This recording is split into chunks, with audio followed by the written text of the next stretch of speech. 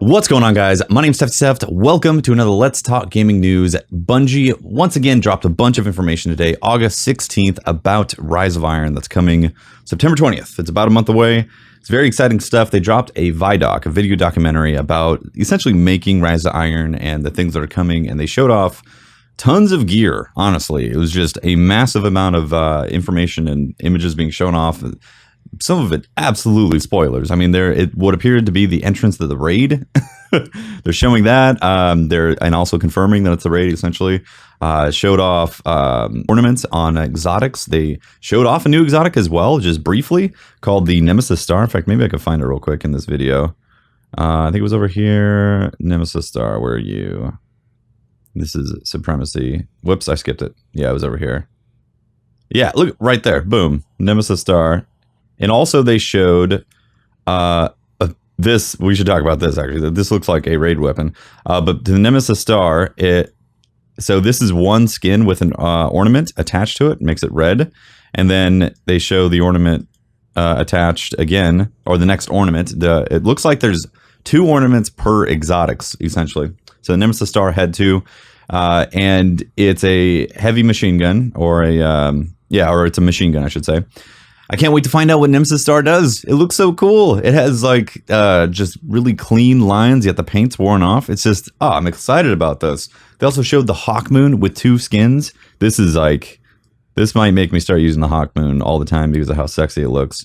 Okay, also Montecarlo, man. So they showed Montecarlo with a gold skin and a red skin, and obviously default Montecarlo. And then right here, we're gonna have Hawkmoon. Look at this. This Hawkmoon has a dirty skin, a dirty rust skin. So cool. And then Black Hawkmoon. Black Hawkmoon has to be one of the coolest looking guns. Like there's the rusty skin and then Black Hawkmoon right there. That is so cool looking. I might have to be maining a Hawkmoon for a bit. I can't wait to see what Last Word is going to look like. The two skins for Last Word. Oh my God. It's going to be great. Maybe even Thorn too. Again, it looks like all exotics are having two ornaments on them. Again, this weapon, it looks very raid-like. It looks like the Raid Scout, honestly. So I'm putting money on the fact that this is the Raid Scout, and I think the perk is that headshots explode into seeking mines. So if you see here, boom, headshot, and then it seeks into the enemy. They showed off so much information in this video documentary, to the point where it concerns me as being a spoiler. You know, they're showing the strike. Again, they showed entrance to the raid. Like they're showing this boss. Apparently a captain, that captain pulled the eye out of that ogre and then made it into a weapon. That's awesome. That's really cool. Very, very cool stuff. I cannot wait to play that raid. That strike. It's going to be so cool. Here's the, I think you can see the gold Montecarlo in one of these. I just showed it actually. So again, new raid, Wrath of the Machine. And look, this is the entrance of the raid. That has to be the entrance. So you're inside the raid right now, and here's part of a jumping puzzle, or part of the experience of jumping through the raid. I'm a little surprised. And here, I'm assuming the Death Zamboni on top of the wall is the first boss of the raid. That's what I'm... Like, they most likely wouldn't show a raid boss that's like 3 or 4 steps down the road. This is probably the first raid boss, and it does look badass. In the ViDoc, there's like distortion guitar sounds and all that. It's really cool. I'm actually hoping that distortion guitar is actually in the raid, because that would be so cool. Some like metal guitar. And obviously they're jumping down the wall, probably into again, this is clearly raid material. Like, can't believe they're showing off raid pieces. In a video documentary about Rise of Iron. Like, this is different marketing from year one. Completely different marketing. There it is. There's the gold Montecarlo. In fact, let's roll that back real quick so we can see. Yeah, gold Montecarlo. That's pretty damn cool looking. Like, these are ornaments. Definitely good. So like I said, they're showing off so much detail and information. They talk about the music, the orchestration, and I think it's also one of the really awesome pieces of Rise of Iron is the music. It's so epic sounding, and so it's like cinematic mixed in with urgency. So it's I can't wait to play it because, again, as a streamer, I usually turn the music off in the game. So the first few days of streaming Rise of Iron is going to be very special to me because I get to listen to their soundtrack, their score that they put into this game. That was also really cool, seeing a Fallen Walker, or a Siva Walker, I should say. I mean, they showed off a Siva Walker. Again, they showing off artifacts started coming to the game. Just so much information, you know, the social space, all these, there's a cutscenes. They showed off parts of cutscenes as well. It's kind of crazy how much they're showing off here. And it does concern me because of, you know, we know how much content there usually is when it comes to story in these releases. So it's a little bit like, oh, don't show me too much. I want to be surprised right from the beginning. This is also interesting too. They got the new Monarchy Ghost, and you can see, you know, the Rise of Iron marker for gear and all that stuff. Just, it's great. It also, he's rocking the gold Montecarlo. See? Gold Montecarlo. That thing looks so cool. Gold Montecarlo, also the chest and the his whole outfit is rocking the ornaments for, I believe, the Iron Lord armor. I could be wrong. If you guys correct me in chat, correct me in the comments, it is A-okay, no worries. But man, gold Montecarlo mixed in with Iron Lord ornamented armor. Holy crap, that looks badass. Oh yeah, he's got the helmet. He's got the helmet that looks like Skyrim. In fact, the helmet icon looks like Skyrim, yet he doesn't have horns. Is that an error or a bug? Roland-610? What the hell? I didn't even notice the emblem, actually. That's cool.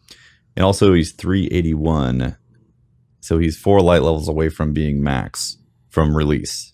So it gives you an idea of what type of armor you're getting here. Like I said, guys, they're showing off so much stuff that it makes me a little concerned because I don't want to have everything spoiled for me.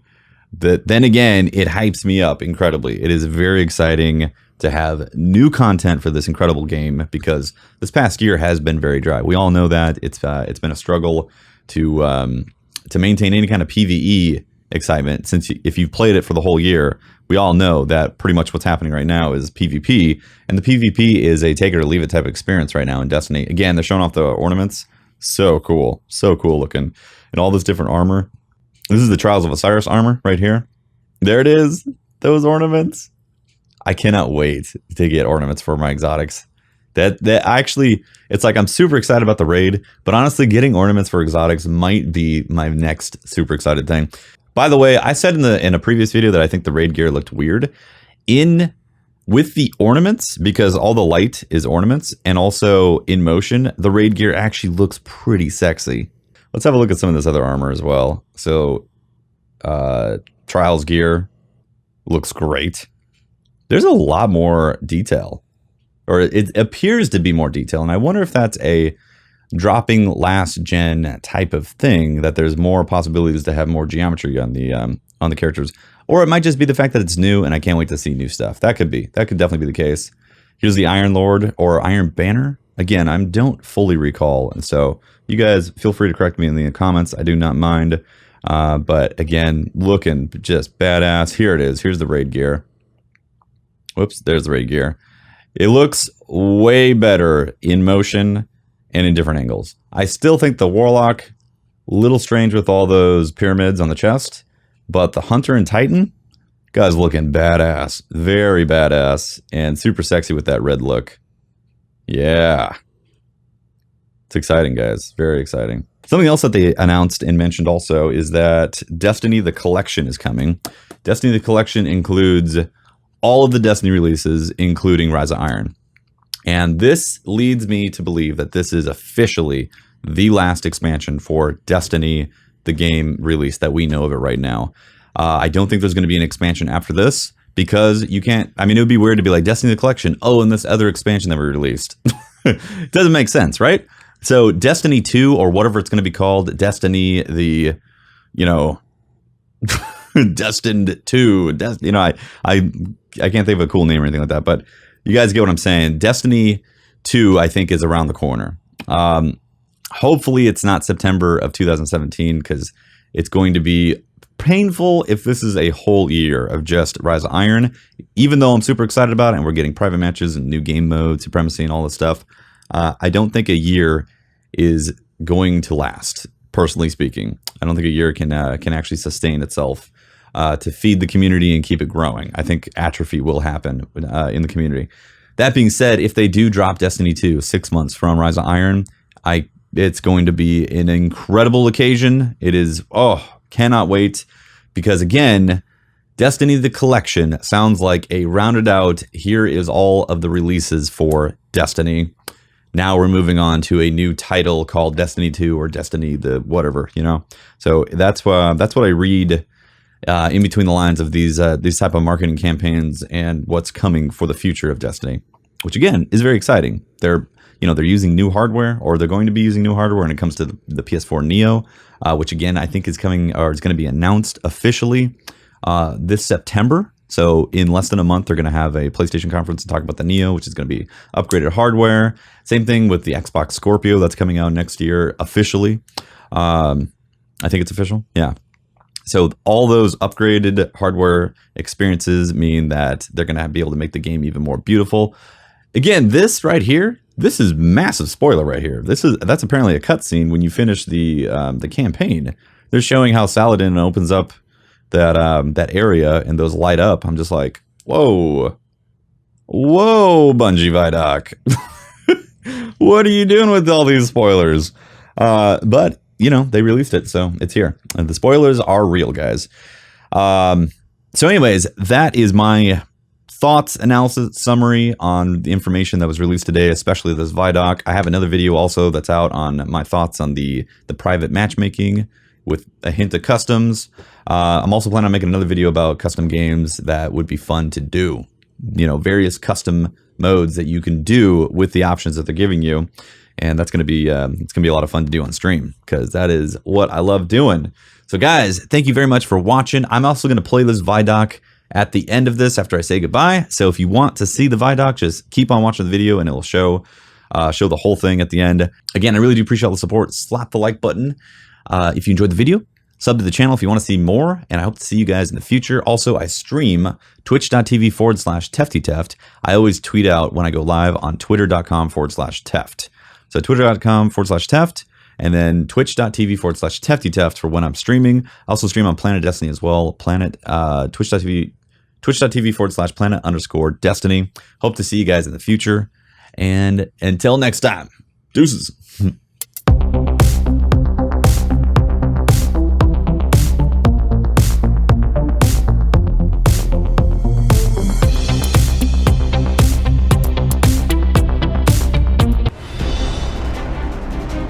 Rise of Iron has everything you'd expect from a new Destiny expansion. We got a whole new suite of brand new weapons. We have multiplayer with 3 new maps, got a new mode called Supremacy, got private matchmaking. We needed a raid. I don't think we could have shipped Rise of Iron without a brand new raid.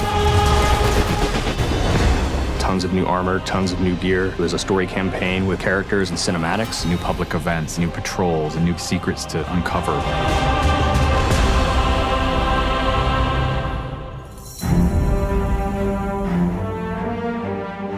Rise of Iron's about looking at this story that's existed in the Destiny universe, this character, Lord Saladin. I am the lone sentry, and my watch is eternal. It's this journey to understand the past, what happened to these great heroes. The Iron Lords are gone, but our fight is far from over. And through that process, you're saving humanity, you're becoming an Iron Lord yourself, you're getting to wield a giant axe.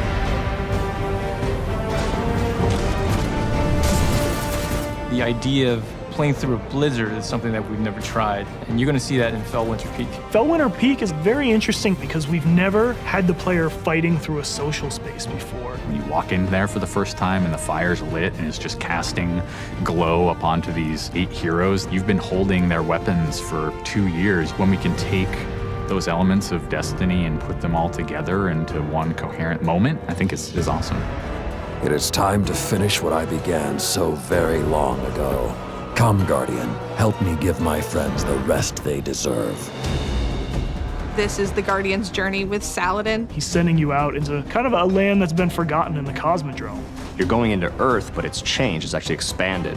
You'll see the plague lands, post-apocalyptic sky, there's lava welling up from the ground. We know the devils have been digging into the Cosmodrome for years. They've been looking for something. Well, what they found is SIVA. It is a nanotechnology that can be used to shape things, but they're not trying to use it to build. They're trying to use it to destroy. They've started mutating their bodies, turning themselves into giant monsters, transforming the landscape, even of the Cosmodrome, into this horrible, burning fortress world. Hell's loose in old Russia. Every second we stand here, SIVA's influence spreads and the Devil Splicers grow more powerful. Keep fighting, Guardian.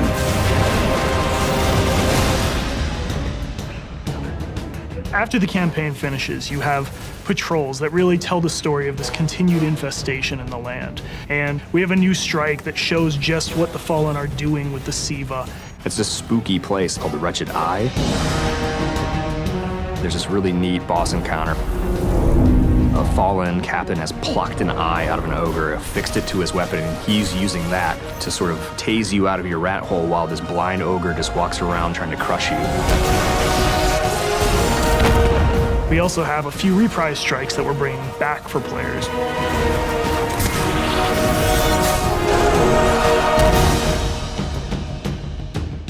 We very consciously set out to create a journey. This is arc of claustrophobia, space inside the wall. And then you get on top of it, and it's sort of this amazing breath of fresh air. You get this vista from the Cosmodrome, it's lit on fire, and there's this Death Zamboni who's just trying to crush your bones to dust. This giant machine with a ball arm, spikes on it. What does it mean in a raid when you got to run? I actually want that tension to exist. There's something really emotionally powerful about going on a journey, reaching to the top of the mountain, and then crashing back down, confined once again. I think players had a lot of fun when they played Court of Oryx on the Dreadnought, and so we wanted to create a similar type of experience in the Plague Lands, give it this different theme. You ready for this? Almost Thunderdome, Mad Max kind of feel, where you jump into the ring and the walls get closed off and then it's just Fallen start pouring out. Here they come. And you get a giant flaming axe and you just start beating the crap out of guys.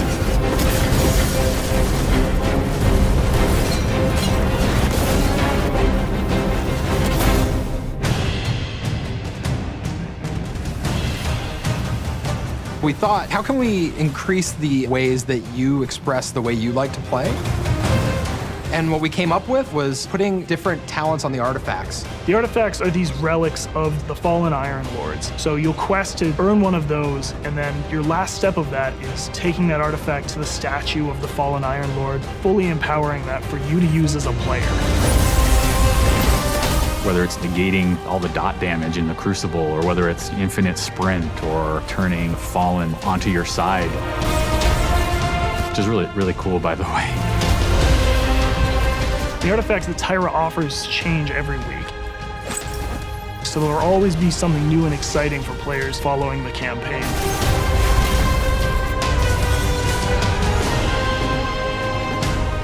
When you put snow, everyone thinks of pelts and cloaks and hoods. Wouldn't be a knight's tale without a knight's armor. When you look at the Iron Lords and you look at the Raid set, you look at the Iron Banner set, or you look at Trials of Osiris, they're all new with a much wider palette that players can pull from. And when you throw ornaments on top of all that, we're going to see a lot more variety in gear. So the Ornament System is this really cool thing that lets you take some of your favorite pieces of gear and then you customize this weapon the way you want it to be. You got your raid weapons, we got your Iron Banner, we got new exotics, old exotics. Do you like sidearms? We got all the sidearms this time around. Galahorn, enough said. Coming to the Crucible and Rise of Iron is a new game type called Supremacy. Defeat your enemy, claim their crest. It's a fast-paced 6v6 game mode where every kill you get, Guardian drops a crest. Picking up the crest gives you points. Their glory goes to you, Guardian. It's a constant battle over picking up crests and making sure that you're with your team and not out of position. If you pick up an enemy crest, you deny the enemy those points. Excellent recovery. We have new maps. We always have new maps. There's Last Exit, lots of twists and turns, lots of really good close combat. Then there's Skyline, a Clovis Bray headquarters building on Mars. It's a symmetrical, large map. The last one is Floating Gardens, which is an open map. One thing we're really excited about in Rise of Iron is the introduction of private matches. Can't wait to see what people are going to do. They're going to go fire up whatever match they want, play with their friends, host tournaments, have fun arcadey games. They don't have to worry about our matchmaking stuff. They can do it all themselves.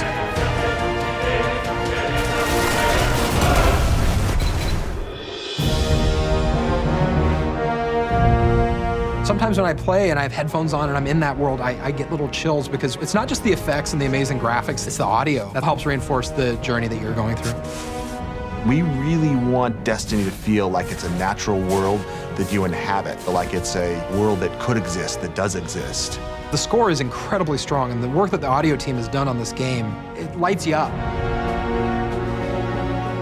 It becomes something bigger than just a mountain and just a fight. It becomes an experience, and you hopefully get lost in it. That sense of fun, that sense of adventure, that sense of the unknown, I want to see that translate to our fans and our players. When you see your character at the end of the campaign, I really, really hope that you feel triumphant and proud, like, wow, I'm becoming an Iron Lord.